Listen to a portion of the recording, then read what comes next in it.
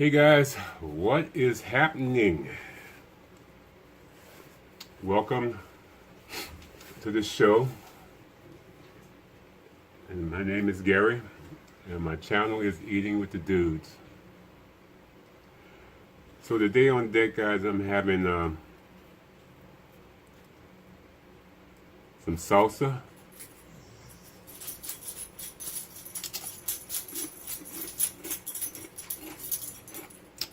And a couple of tamales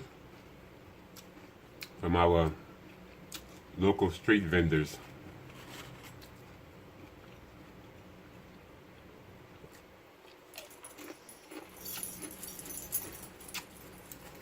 And the salsa was made by my neighbor, so I'm still working on that. Pretty much finishing off right now. I'm drinking some water.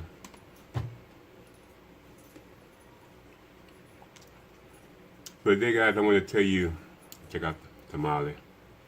Yeah.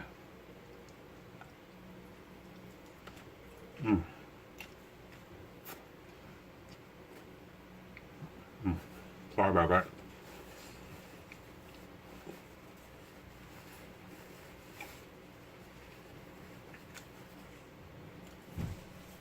I want to tell you about my story. So this is my story time today. And it's pretty interesting.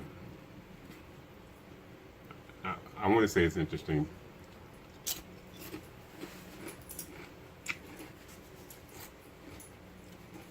But we'll see how it goes. You know, I want to say maybe 3 weeks ago or something like that. You know, one of my co-workers, he called me and he left me a message. And at that time he took his wife to the hospital because she went into her blood sugar level dropped like way down there, and then she wasn't responding to anything. And as he calling me, at the same time he was crying because he didn't know what to do. He was just so stressed out that he didn't know how to handle that. And I felt bad because I didn't hear my phone ring. I couldn't have been there for him. But through all of this, I kind of like talked it through some of the stuff. Because some of the stuff that his wife is going through, I went through. You know, she has diabetes. Now she's having kidney problems. And soon she'll be doing dialysis and stuff like that. And that was pretty much my life for God. I want to say maybe somewhere like 13, 14 years, something like that, 14, 15 years, depending on the time frame. So I'm going to take you back a little bit, you know, on how I discovered that I had kidney problems. You know, it was just like, I was in my 30s, you know, I was out there hooping, playing ball. I was in good shape and everything. And one day I had this pain in my back. You know, I'm thinking, saying, well, maybe because I was doing too much, you know, I probably pulled a muscle or some stuff like that. But, so I ignored the pain. You know, I was an athlete, so I can ignore all that pain because you used to getting beat up on the basketball court, so you kind of like deal with the pain. So I went to bed, fine, no problem, got up, went to work. I guess at some point that pain intensified, you know. And I'm thinking, okay, maybe it's the way I'm moving, you know, so maybe I need to just settle down and watch the way I move. but then it started getting worse. And so it's like all of a sudden my whole body was hot. I guess I had a fever or whatever. Like I was in the air conditioned building. I mean, the building was cold and I was still sweating because back then my body was telling me something was wrong with me and I just didn't know what it was. And so I had one of my friends take me to emergency because I didn't know what was wrong with me. I was in so much pain. I didn't want to drive myself. And so I wound up going to emergency, and they ran some tests and stuff like that. But they wound up telling me I had a kidney stone. I'm like, okay, what the hell is a kidney stone? And they said, well, they explained to me what the kidney stone was. I'm trying to figure out, okay. They gave me some stuff that made me feel good. Forgot about the pain. And later on, I went home. But while I was in the hospital, they kept giving me a strainer to see if I can pass this stone. And I didn't know what I was looking at because I never had heard of a kidney stone. Never had that problem or anything. But I stayed in the hospital, not even overnight, until maybe like 8 hours to see if I'm gonna pass this stone. But apparently nothing came out. Or if it did, I didn't know what it was. So the next day they said, hey, we're going to make an appointment with you to see one of our doctors. I saw this doctor. I come to find out, man, I had a lot of stuff wrong. My blood pressure was sky high. I didn't know that because I didn't feel it because I was always doing something. And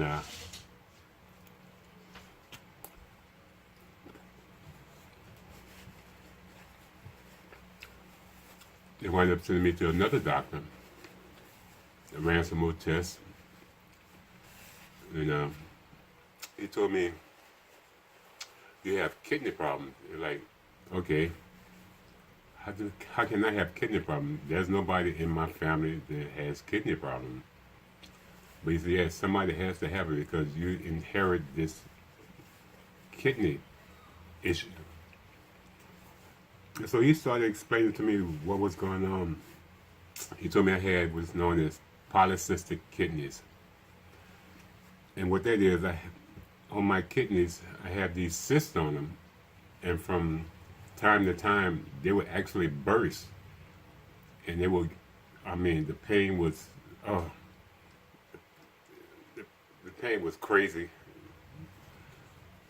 And it's just like, I guess that was part of what was going on at the same time. I didn't know it. And I would pass blood, I'm trying to figure out. And this started happening. He said, well, you got to, he gave me a time frame. He figured maybe a year or so. But I was kind of lucky because I wound up maybe 2 years, almost 3 years before my kidney finally went out. But the weirdest thing is, I had lost so much weight. I couldn't eat nothing. Only thing I could eat was toast. That was the only thing that would stay on. Anything other than that, I was throwing it up. Nothing else. I could only eat toast. And by losing so much weight, I lost all kinds of muscle mass and everything. And I couldn't even walk up a flight of stairs. I would take 3 steps, and that was as far as I could go. I did not have the strength to do anything. And my people at work, I guess they saw this going on, come to find out that later we had a reunion picnic from the company we used to work at. Everybody thought I had AIDS. Nobody would tell me that, Work with these people every day. Nobody would walk up and say, asked me how I was doing, what was wrong with me. And because at the same time, I didn't know what was wrong with me. I didn't know my kidneys were actually gone. I mean, they were literally gone. And how I managed to still get up and go to work without my kidneys functioning, I didn't have the strength to even do anything. But I made it to work, no matter what. And then one day, somebody from our HR department, he told me, he said, Gary, you know, don't worry about your job. You know you can get disability. I'm trying to figure out, okay, why they telling me about getting disability? And come to find out, that was the best thing they could have told me, because after a while, I couldn't work no more. I couldn't even get up in the morning half the time. I didn't have the strength. And at the same time, when I called my doctor, he wanted to transfer me to somebody else who can help me out a little bit better, who deal with these kidneys issues. And it was like a mad scramble to get me access so they can do dialysis on me. It was like I was at that stage. I don't know if I would have survived any longer, because I was pretty bad. But no matter what, I still got up and I worked, And that was just my whole goal. I had a family to take care of. I needed to do what I needed to do to take care of my family. And so eventually, I went through all kinds of stuff to kind of like get ready to do dialysis. And they tried different things, and it just did not take. So I became like a human pincushion, pretty much.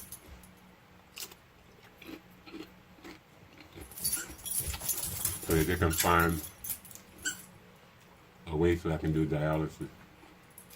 I mean, they slit my wrist here to try to connect my veins so I can have access both sides.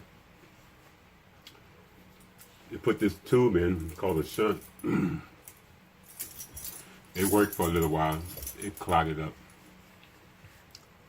So they wind up putting a tube in my neck so I can do dialysis.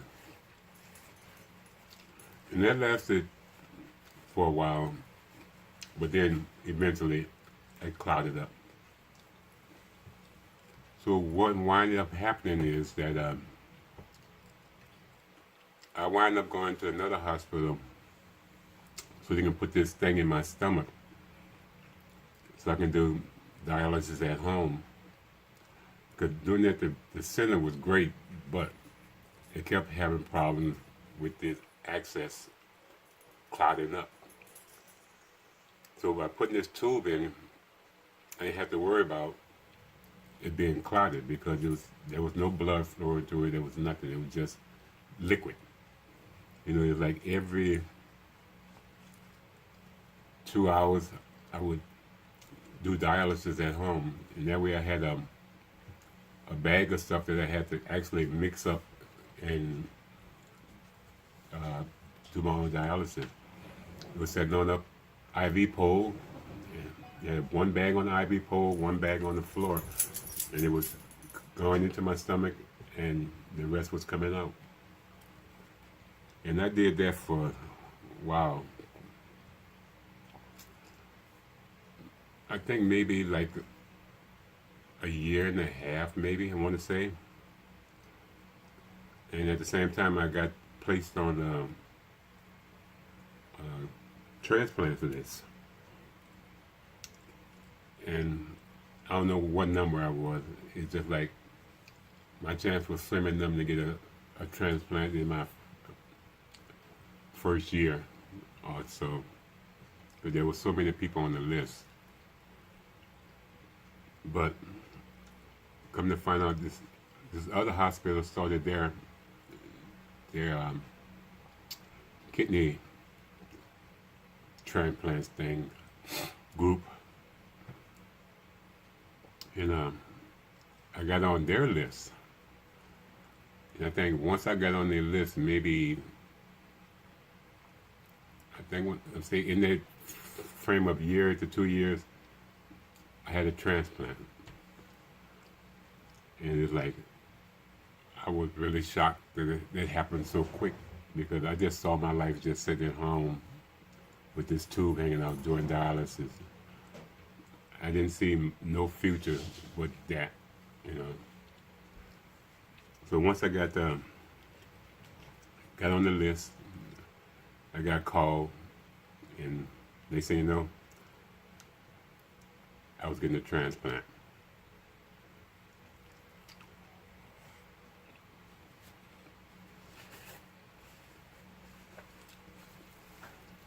And everything was good, you know. I was free to go. I wasn't tied to anything that, you know. The transplant lasts me maybe 5 to 6 years, and they told me it probably last that long. But hey, I was down for that. And it did its thing, you know.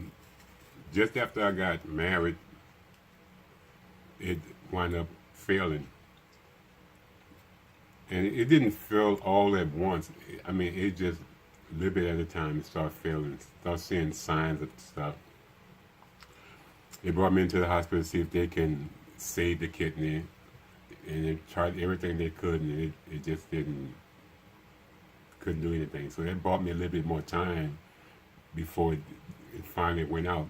And then at the same time, it also brought me more time so they can figure out a better way to access my vessel, sorry, my veins, so they can do dialysis. But it got to the point where it got pretty bad real quick, and so we had to hurry up and do something. And again, they put another thing in my neck, and so they did that for a while, just to get me on. And when I walked into the center, these people were shocked. Well, let me backtrack that a little bit. Before I had the transplant, and the first time I did dialysis, these people were shocked that I was still walking because all of my labs, everything showed that I should have been laying somewhere dead. And that's how bad I got. And it was surprised that I was actually still up walking around. I guess that's just a determination in me that I just couldn't give up because I had people I had to take care of. They always came before me. And I wanted to make sure they were taken care of. But then I went through that whole dialysis period, you know, in that year and a half or 2 years. We got the transplant. And got married, got divorced, got married. And after the marriage, again, it failed. And the mad scramble to get me all situated up again to go back on dialysis. And again, I was so used to doing it because when I was doing dialysis the first time, I ran for 4.5 hours, 3 times a week. At that time, I wasn't working. I was on disability because I couldn't work. I didn't have the strength. But the second time around, when it failed, I was still working this time around because I think I had a little bit more better handle on it. I mean, everything shut down. I couldn't urine. I couldn't do anything. My whole everything just shut down. And you know, I really hate thinking about all this. It just brings back some terrible memories.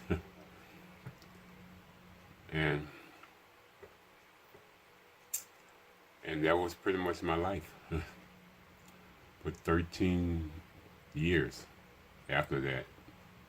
So my whole entire life being married, I was on dialysis. And that's all I did was did dialysis and I worked. That was my life. I was kind of like, I couldn't travel, even though you can travel, but I didn't want to travel because if I go somewhere, most of my time would have been spent doing dialysis, and I couldn't enjoy my travels, you know.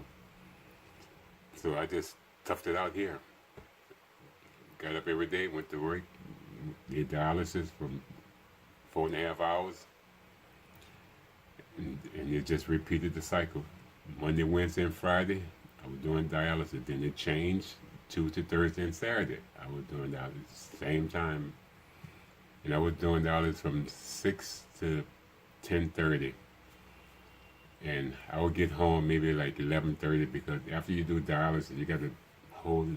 After they pull these needles out of your arm and stuff like that, that's a routine you got to go through.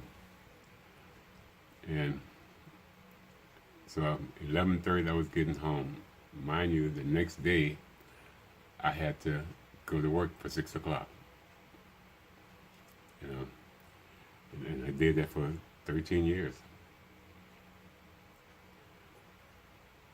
But it's just like certain things in life, you know. How did I put this? You know, God has a strange way of bringing people into your life. You have some people that's going to ride and die with you, and that's my wife, because she was there the whole time with me. And then you have people that you don't know that sometimes they're going through stuff that you already been through, and you could kind of like help them understand what's going on. Because for me, I have nobody to help me understand what was happening to my body. You know, there's no one to explain to me all of the situations, how this is going to happen or whatever, because I didn't know nobody like this. You know, and that would make it even harder because now you're out here like on an island, just you. You know, you don't know nobody else who has this problem, who can talk you through this and let you know it's gonna be okay. You just have to ride through it and say you hope it'll be okay. You hope you get out of this with no problems. And mind you, I had some issues. I had a lot of issues. I mean, at some point, I would have taken too much fluid, and they would have to take it off me. It's like, in the beginning, I was terrible. And when I got back in the second time, I didn't change my habits until a little bit later. It's like, everything was a limit of how much fluid you can take. So it depends on how much fluid they can take off. I was beyond that limit. Every time I went in heavier than I'm supposed to be. And it was like every time they would take off like 8 kilos. 8 kilos of fluid in pounds is like 16 pounds of fluid every other day. That's how much fluid I was putting in me. Common sense would have told me, hey, stop drinking on it. But you needed to drink. You know, you just couldn't see yourself limit down to maybe a cup of water a day. That's not how you're built. However many ounces of you need to drink. For me, it was just like business as usual, you know. I go out and buy me a big gulp, buy me 2 big gulps, and I down them all. And we talking, what, 32 ounces for each one of those big gulps, super big gulp or whatever it is. And that was every day. You know, that didn't change. Or if I buy a soda at home, buy a liter, I'm drinking that whole liter that same day. And that was the routine that I stayed on until later on. Then I started figuring out things that, hey, I need to stop doing this because I'm hurting myself more than anything else. And come to find out, I did hurt myself because I wound up having some issues with my heart, all that kind of stuff, because all of the fluid I kept putting it on, they kept taking it off. I kept putting it on, they kept taking it off. And it just didn't balance out. And so then later on, I started drinking less. Drop it. Drop it. Chico just got my hot wheel. Drop it. Because he's trying to get my attention. Out. And that was a hard thing. That was very hard. I still think about it. I went back after I had my transplant to go see some of the people that were there for me to help me do my dialysis and stuff like that. You know, some of them are still there, some of them are gone. But, you know, I went back and said hi to them, let them know I was okay. Haven't been back since. I don't know where they at now, but there's one guy I can always keep in contact with, but I think he's a little bit busy now, so I don't want to stroll in and out of his life, you know, but I did appreciate a lot of those technicians that took care of me. And so some of the stuff I tried to explain to my friend to kind of like prepare him for what's going to happen and what they're going to do and what to expect. Because like I say, nobody explained none of this stuff to me. I just figured it out on my own. But then also with my transplant, there came complications too, as always. So, you're like, for me doing dialysis so long, there was no way for them to actually put in the new kidney because my blood vessels were so thick from doing dialysis that they couldn't do it.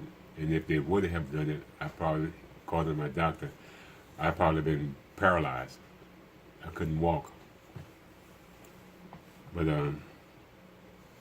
so they did some things. They went in and regrafted my veins and stuff, made it a way so that I can actually get the kidney. And pretty much at the same time, they took and removed the bad kidneys that I had in me. I wanted to put up a picture of what this would look like. I may put it up at the end if you guys want to look through and keep it. And you would see what the kidneys would look like with cysts on them. And I had the opportunity to go, after they took my kidneys out, to go look at them. But you had to make an appointment. And then in order to make an appointment, this hospital was like 20 miles away, and I just didn't feel the need to go back and forth. Bad enough, I'm going there to have the routine visits. And my second kidney it wasn't pleasant because since the first kidney failed and all the meds they gave me and all of that stuff, it causes some issues. That's part of the side effects of the medicine for anti-rejection. Once my first kidney failed, I wound up having, all of this is before I can get the second kidney. I wound up having high antibodies. And what that is just your antibodies in your body, they're always there to fight certain things that comes in that's not supposed to be there, basically. And mine were like super high. So if they would have put a kidney in me then, the kidney wouldn't have lasted because my antibodies were so high. And so they wound up treating me like they treated a cancer patient, pretty much. I mean, they gave me pretty much all of the same medicine that they would give a cancer patient to kind of like get my antibodies down. And then that was another thing I was doing at the same time as dialysis. I was doing that also 3 times a week. And that came a little bit later on. It was like maybe, I want to say maybe started like 7 years later, something like 7 to 5 years later, something like that. And to try to prepare me to get a kidney because I didn't see no shot at getting a kidney the second time around. And with these antibodies, there was no way. But we worked on it. It took 2 years before my antibody was low enough that I can be even a candidate for a kidney transplant.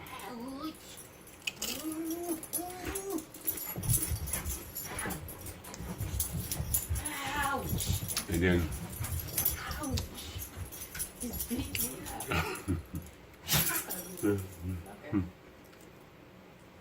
and then on top of all of that,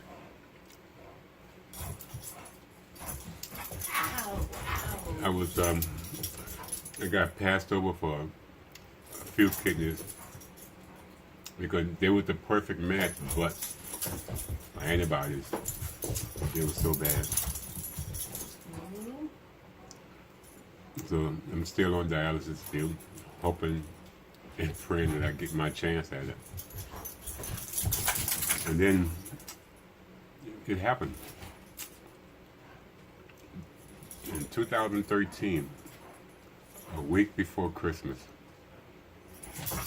I got that call. I dropped everything and I beelined into the hospital to get this transplant. And I was so happy because again, freedom, you know. This machine kept me alive for all of these years. Without this machine, I wouldn't be here telling you my story, you know. That was my shot. And I needed that shot. But again, with everything, with medicines, side effects, you know, got my kidney, got this whole routine of medicine I had to take to keep this kidney. In the beginning, everything was high because they're trying to figure out the range. So at that same time, while they're figuring out the range, one of the side effects from all of this medicine is diabetes. And like, all of a sudden, again, there's something I didn't know was going on. Because the first time it happened, the first time I had all these pills, I didn't have diabetes and all of that stuff. I just had my iron levels and stuff was like too low. But then this time, my diabetes, I guess it kicked in from the medicine. And at one point, I was going to the bathroom constantly, don't know what was going on because, again, I never had diabetes, don't know what that is. And so I'm calling my doctor, you know, and she's not helping me, you know.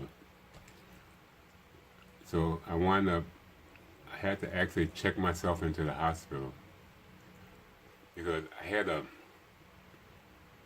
had sinus, a lot of stuff happened when you get transplanted. All kinds of stuff happened. Your body, your immune system is just shot. It's just gone. I mean, a simple cold can turn into pneumonia. That's how bad your immune system was out of whack. I had a sinus infection, you know, and, you know, you take something for it and you move on, you know, whether it's the neti-peti and do all of that stuff. And this one kind of like didn't go away. It got to the point where I think it was Easter. I had to check myself into an emergency because I had this terrible, terrible headache, and I could not get rid of it. Nothing would make it go away. Now, mind you, by being on all of these pills, my diabetes was the main cause of all of this headache because now my immune system is gone. My sugar level jumped up to all they could measure was 500. That's all they could measure. I don't know exactly what it was. The most they could measure was 500. It was that high. And like I wound up having to stay in the hospital. I don't know if the whole week or what it was until they got my sugar level down to something that could be manageable. I think I left the hospital, my sugar level was down to maybe 250 or something like that, which you can manage. I mean, but the whole idea that I didn't know how high my sugar level was, and the max they could read at that point was 500. So I mean, my sugar level had to be some ridiculous number that they couldn't read it, and I was in worse shape than I ever was. And I have to thank my doctor. I really have to thank my doctor. She was celebrating her birthday. They called her. She stopped everything that she was doing to come and check on me to make sure I was doing okay.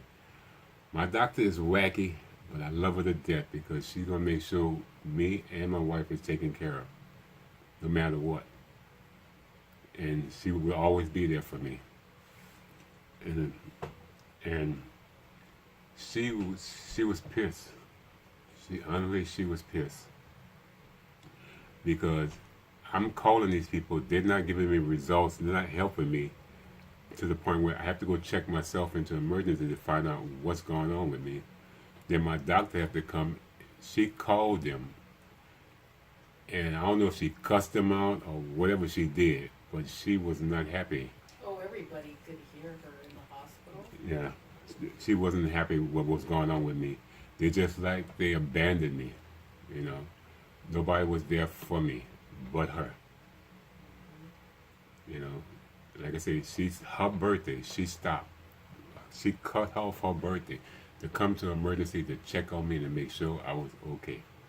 I don't know how many doctors would do that for you, you know. Or if she's on vacation, if something's wrong with me, she'll come and check on me. I don't have.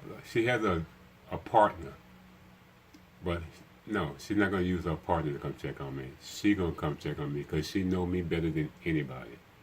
Because when I first got her, I wasn't sure about her, to be honest, because I knew nothing about her. You could read up on doctors and they could tell you they did this, they did that.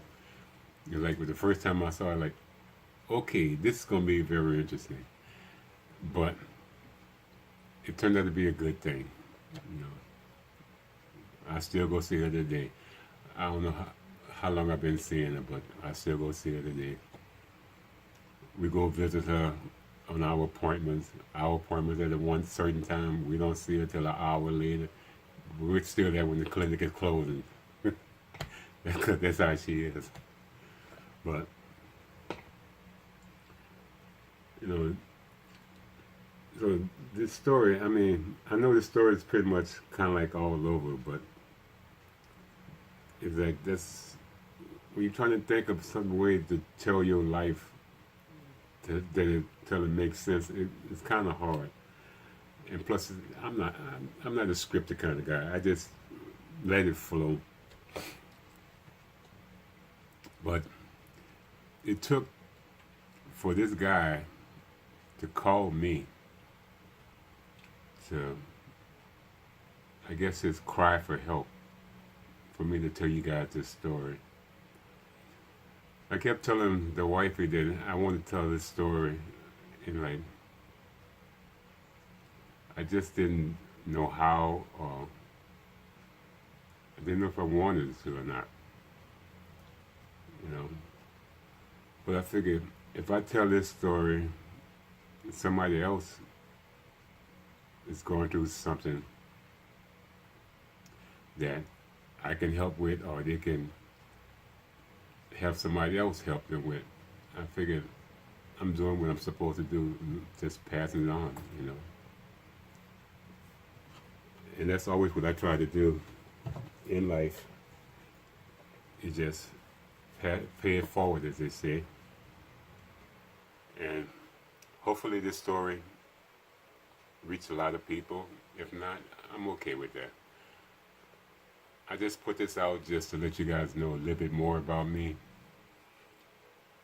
And hopefully you enjoy it. Hopefully you watch it, you know. And, you know, and that's just me. If you guys have any questions or stuff like that, hopefully I can answer them. You know, leave them in the comment. Leave them in the comments. And I try to get back to them. I'll make another video and try to explain everything a little bit clearer. Because right now it's just like I'm rambling, and I hate doing that. I like to be kind of like prepared for what I want to say to you guys. So guys, I'm going to end this for you guys. You know, hope you enjoyed the story. Hopefully you watch it till the end. You know, hopefully if you have some questions I can answer. So I appreciate your time. You know, thank you guys for watching. And as always guys, like, comment, and share. And subscribe. So I am Gary from Eating with the Dudes. And this is my story. Alright guys, peace out. You know, you guys enjoy the rest of your evening. Have a blessed day. And I'll see you guys on the flip side. Bye now.